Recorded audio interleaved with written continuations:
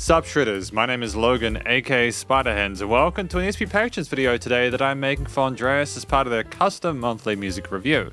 And if we switch over to here, we have ourselves a track on the screen. This is the Formula, the official Line Rider music video from Rabid Squirrel, Bever Bill Harvey. So we're going to listen through his track from start to finish, and we're going to hear what we think. Let's go.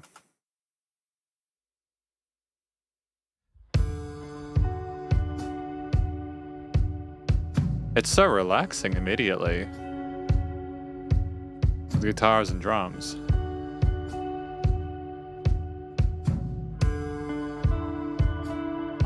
So they made this using software?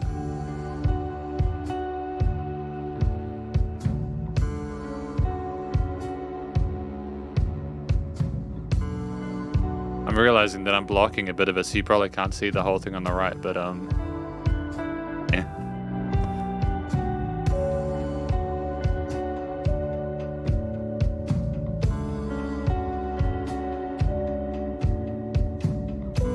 Fantastic layering of that extra guitar take, I suppose.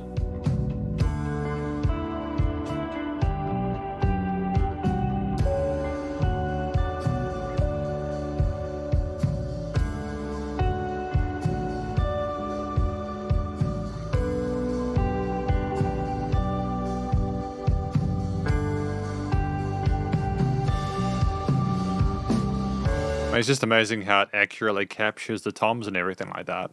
I think it's fantastic. I also like the cute little scarf with the blues, greens, and everything like that. I think it's very sweet, like the bobsledding.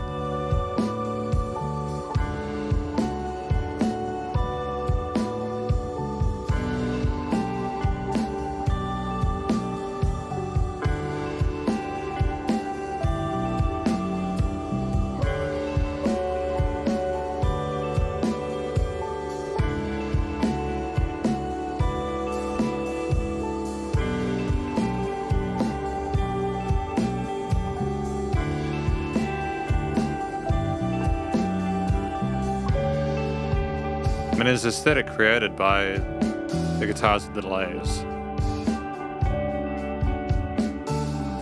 And the bass follows it nicely in the root notes. The drum fills it in with 16th note ghosts, kind of on the snares and stuff like that with cymbal hits.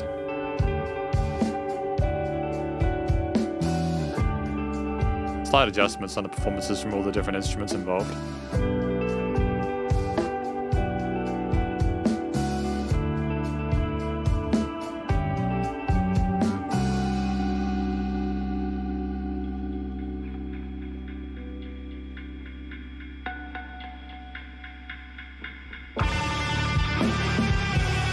That's insane, dude. Like that dynamic range there, coming down from, just that kind of midpoint that we hit there with the different guitar layers, the bass and drums there. We were kind of in a happy place with it, but it'd been quite a bit of it, or like enough of it to potentially warrant a new section, and for there to just be space. A lot of the time with the picks that Andreas has done over the last couple of years, there have been songs that have just kind of really sort of built them up, got them more intense or more distorted over time, like kind of noises rocky, kind of that kind of aesthetic. But what I appreciate about the song is that the tremolo picks brought it back to a similar kind of vibe, so that if you weren't wanting something bigger than that, you just kind of go back to it with something new.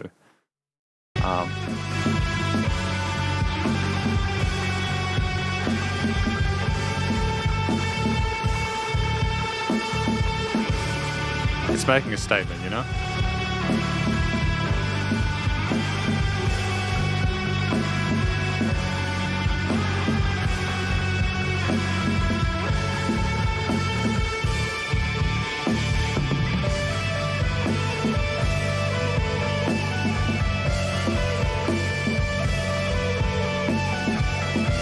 There's an interesting combination of different distorted and clean elements there as well. Even with the glitchy sort of distortion, some of those interesting intervals there, with, it still sounds really pretty.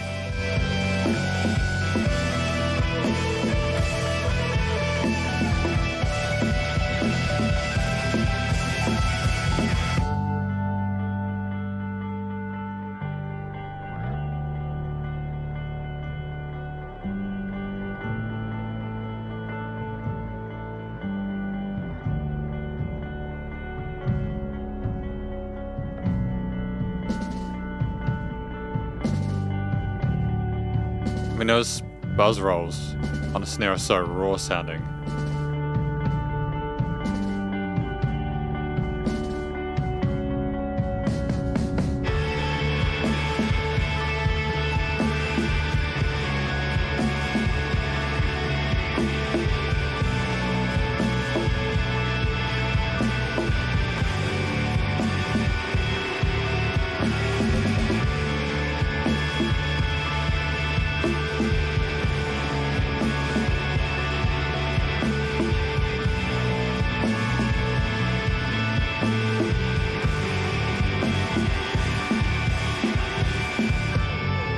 I think it's those little switch ups at the end.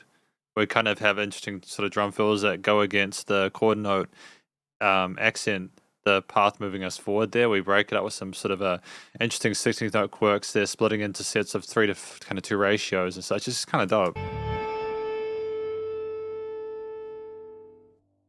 Music by Formula, video by Ben Harvey, Rabbit Squirrel, created in Line Rider.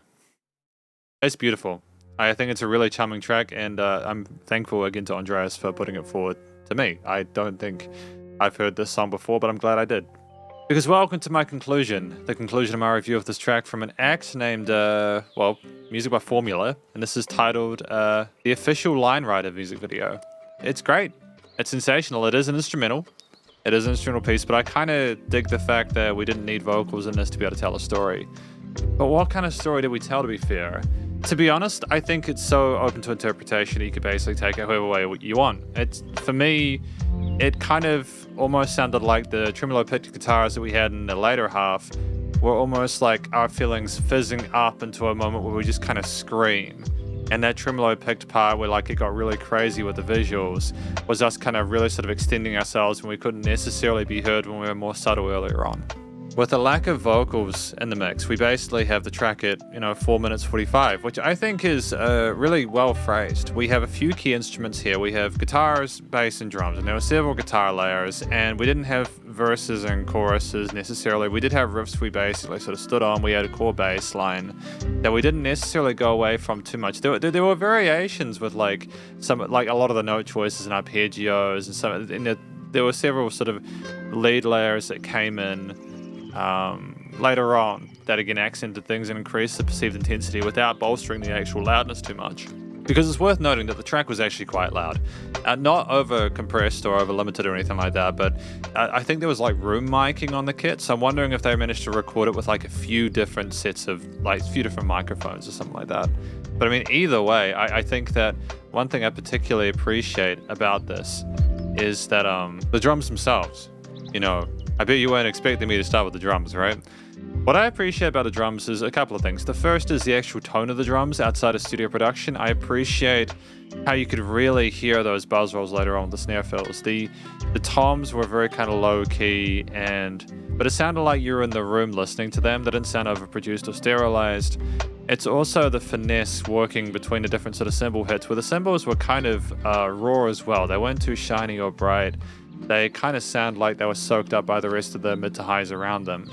But, when we really sort of added a bit of oomph behind those hits there, the kicks, snares, crash cymbals, etc., some of the other sort of hi-hat parts and a few of the different toms, it came together in a way that was very kind of indie, very kind of homely and almost sort of cozy sounding. It's like we didn't want to sort of shock the audience too much with the way we're playing the drums, with the perceived intensity of the performance.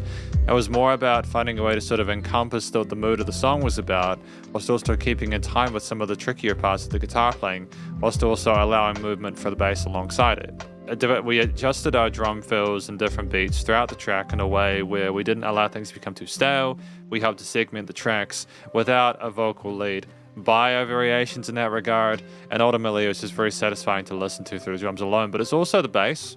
I think the bass kind of pocketed for a lot of the track, and they did that, I think, because they understood that it was more important to allow the mid to highs to come through to an extent. Like, you could definitely hear the bass when it was there, don't get me wrong, and I'm glad that it was. I'm appreciative of that fact. But at the same time, it was simply a case of we understood our root notes, we understood our triads, and how to sort of create inferences around the notes within that, the 1, 3, 5s, etc. And we managed to sort of like elevate the piece by having that low end filled in without nothing but simply that bass guitar. Because again, a lot of the guitar ideas were in the mid to high range. They were notched there, not just by the studio production, but also by the chord choices, different melody ideas present. The guitarists, the different guitar leads there, there are a mixture of cleaner tones there with interesting reverbs and delays. They're kind of a shimmery, kind of chimey tone to them. They were gorgeous. I like that. There were also some sort of more somber tones there. We might have had a different pickup position or a different guitar entirely.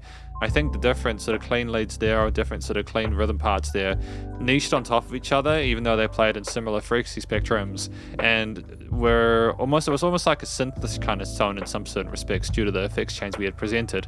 When the distorted guitars came in later on, with the way that the mix was balanced, it just hit the ceiling, but kind of floated there and amongst everything else going on with the clean guitars and the bass and the drums. And it created sort of environment and atmosphere where we were forced to pay attention to it, but it wasn't too affronting. The tremolo picked parts indicated that we could definitely play the strings. At the same time, we didn't sort of overcomplicate the chord progressions or the lead sort of soloish kind of bit there. We might have had like a few sort of fancy sort of like movements. There was some sort of hammer-ons, pull-offs, whatever like that, or sort of bendy parts occasionally. But it was definitely not, we weren't trying to sort of like one-up the other people in the band. There was a fantastic chemistry between the members. And essentially, we have a situation where I think things like there was like a gentle curve upwards without being too extreme. We didn't create extensions with the guitar parts either. Like there might have been some like sevenths occasionally, but it was more or less just trying to work around those majors and minors, and maybe even some suspended parts. But we didn't overcomplicate the emotionality of the piece there, which was quite amazing and really impressive because it can be extremely tempting in certain situations, especially if you want to sort of imply a sense of melancholy, but we didn't. We weren't trying to sort of like over-egg the pudding, and I kind of appreciate the fact that we didn't sort of make it too sort of quote unquote, we didn't try to make it too much. The theme itself, when I listen to it, even though there's a harshness in some of the lead parts later on, a rawness to it, I think it's the overall sound of it with some of the major and minor parts there without too much complication implies that we are trying to sort of like make things better. I got a sense of positivity from this, which is kind of unusual. I wouldn't necessarily pick this, and with a lot of music that's written like this with similar instrumentation, it's not usually a positive experience in the sense that it doesn't sound like it's particularly positive, but it was like uplifting without being too over the top or cheesy. Even when those leads come in later on, like there was like a soft murmuring that kind of blew into sort of a pseudo crescendo later on, and ultimately we sort of expressed ourselves with those limitations by varying the different instrumental layers, the intensity of different parts there, helping things to sort of like sequence and segment around another. And the theme itself eventually ended in a place where it communicated the extent of whatever feelings it was trying to express. Again, without a vocal lead or like a story being told, literally you have to sort of imagine what it could be. But part of what I appreciate about this track is that it doesn't try to spoon feed you. And I enjoyed that. You can kind of think about whatever all you want it to be. It gives you that sort of agency. All in all, though, the performance was very tight. It wasn't like a hyper quantized, like robotic, rigid performance. There were bits where things were slightly out of time. But I kind of prefer that. And like they were only like slightly. It's just, you can like hear the tiniest bit out, but it was because they were all playing together in the same room and they clearly understood the material and they understood the assignment. It's just me to be transparent, but I would prefer it. I think the way they played these instruments is better than if they tried to be sort of like super duper precise about it. It makes it seem real and authentic, and I love them for that. I think it's a really well written track with a great performance without no doubt of place. Finally, the studio recording, mixing and mastering. With the understanding again of what I talked about, the dynamic range, the track was quite chonky. It was like a big sounding track. Even when things were quiet, you could tell they had like a ceiling and they were kind of trying to boost stuff up without it being too loud. They didn't push it in the master chain. Things were quite well done in the EQ section. There was a little bit of resonance in some parts of like certain parts like the cymbals or like the tom fills. You could tell there's kind of a raw, kind of roomy sound to it. They didn't over-treat it or like kind of sterile it, neuter it, which is good. Things surrounded you in the headphones, which are great. The music was nice and wide. And in addition to that, despite the fact that there were a couple of resonant frequencies, it still sounded dope. Things were niched nicely due to the lack of, they didn't have too many instrumental layers, so things couldn't really argue regardless of the resonance. So they stacked things well to avoid needing to do that, which I appreciate. It's just smart music, so songwriting. And it was nice and loud without pumping, so the bus compression limiting was handled. Effectively, this is my review of this track from Formula, titled The Official Line Rider music video. Hopefully you enjoyed it. If you did, please go show some love to these musicians via their various social medias and YouTube page, and stay cool and stay safe, and please remember to support your local musicians and artists at this point in time, as need the help more than ever with all the crazy stuff going on in the world. And I'll catch you in the next SC Patrons video. Spiderhands out.